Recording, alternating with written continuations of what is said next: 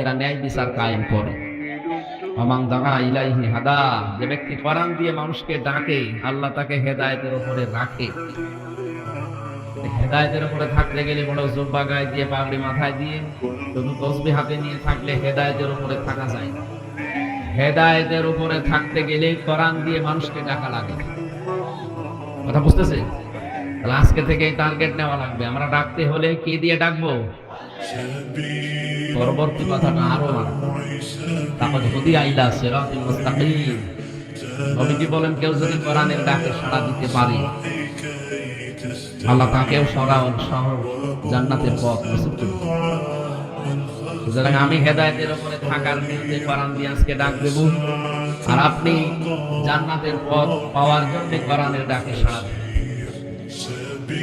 তাহলে আজকের মাহফিল সাকসেস হবে ইনশাআল্লাহ। বিশ্বনবী জানিয়েছেন মান কারাআল কুরআনা ফাসতাগফারাহু ফাহাল্লা হালামাহু ওয়া হারামা হারামাহু আদখালাহু আল্লাহুল জান্নাহ ওয়া শাফাআহু ফি আশরাতিন মিন আহলি বাইতিহি কুল্লুহুম ক্বাদ ওয়াজাবাত লাহুম। তিরমিজি হাদিস।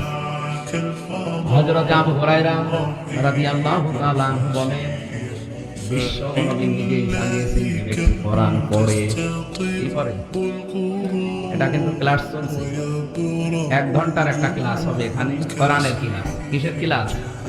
ছাত্রের মতো জবাব দেবে, উপর ক্লাসে ওঠা যায়। আমরা এমন ছাত্র এখানে হব না যে ছিলাম 5-এ এমন পরীক্ষা দিয়েছি নামিয়ে দিয়েছি, এরকম অনেক ছাত্র আছে।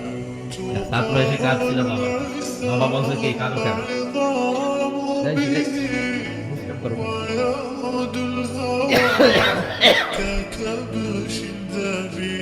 ছেলের কান্না থামে না, ডাক দিয়ে বলে কি কাজও কেন? পরীক্ষার রেজাল্ট দিয়েছে। পরীক্ষার রেজাল্ট দিয়েছে তো ভালো জিনিস, পাস করেছে না ফেল করেছে?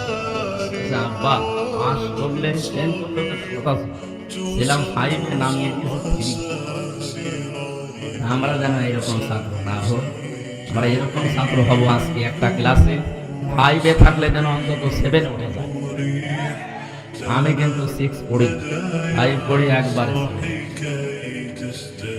আমরা এমন ছাত্র আজকে এখান থেকে 1 ঘন্টায় তৈরি হব। আমরা 5-এ যারা আছি আমরা যেন 1 ক্লাস দেবনি, 1 ক্লাস বাদ দিয়ে 7-এ 8-এ উঠতে পারি।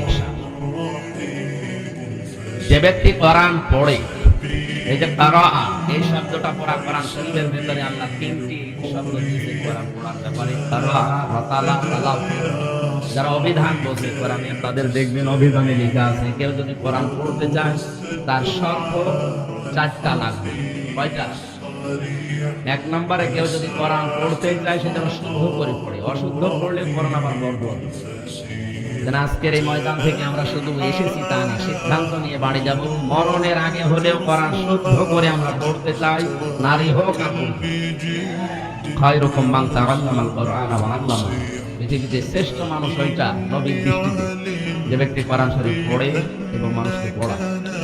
আমরা এই দুইটা যে কোনো একটাই থাকতে চাই, হয় পড়বো না পড়াবো।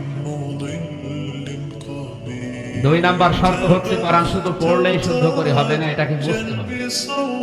আর আমি যতটুকু জানি বাংলাদেশের রংপুর, খুলনা এই সমস্ত বিভাগের মানুষগুলো কোরআন বোঝার ব্যাপারে অনীহা, এরা বোঝেও কম, বোঝার চেষ্টাও কম। যে আন্তর্জাতিক কম্পিটিশন যেগুলো হয় দেখেন, রংপুর, খুলনা এই সমস্ত বিভাগে ছেলেমেয়েরা চান্স পায় না, পায় সব চট্টগ্রাম, সিলেট, ঢাকা। যেন আমরা আরো এগিয়ে যাব কোরআন বোঝার ব্যাপারে। 3 নম্বরে কোরআন শুধু বুঝলেই হবে না, সেখান থেকে বুঝবেন যতটুকু